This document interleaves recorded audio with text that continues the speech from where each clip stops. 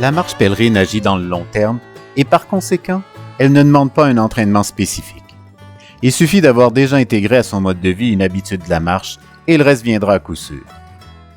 Pour ceux et celles dont ce n'est pas le cas, nous recommandons de marcher régulièrement, 1 heure par jour, 3 ou 4 fois par semaine, afin d'habituer le corps à ce nouvel exercice.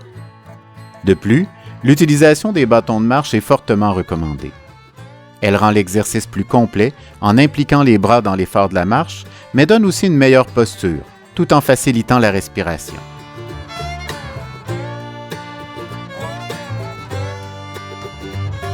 L'expérience qui découle de l'exercice pèlerin est directement liée au rapport que nous entretenons avec notre corps. Comment j'en prends soin? Suis-je dans la performance? Est-ce que j'écoute les signaux qu'il m'envoie? Qu'est-ce qui me conduit à me traiter ainsi?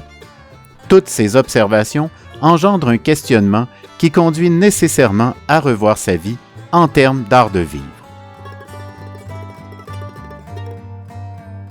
Un art de vivre est une manière de s'inscrire dans le monde vivant qui ne soit pas seulement mécanique, mais qui soit créatif en réponse à ce qui est perçu avec tout notre être.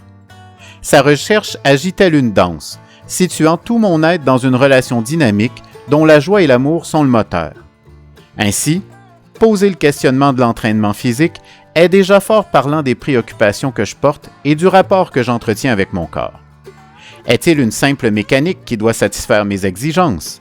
Comment réagir face à ses limites? Quelle est mon attitude face à la souffrance sportive?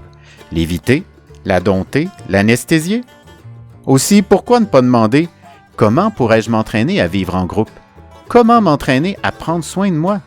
Comment m'entraîner à porter un regard sain sur la vie? » Toutes ces questions sont aussi valables et elles finiront par vous traverser le corps et l'esprit au fil de votre route. La marche pèlerine recèle évidemment une dimension sportive. Par ses exigences, elle est un entraînement en soi. Vous le remarquerez, en quelques jours, la condition de votre corps sera transformée. Pour le meilleur ou pour le pire. Eh oui, il se peut que l'expérience soit difficile. Ce ne sera pas l'entraînement cependant qui fera la différence, mais bien votre état d'esprit et votre manière de vivre.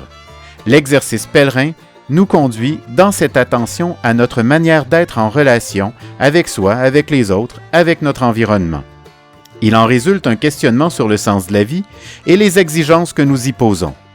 C'est à ce moment que nous risquons fort bien de devenir pèlerins.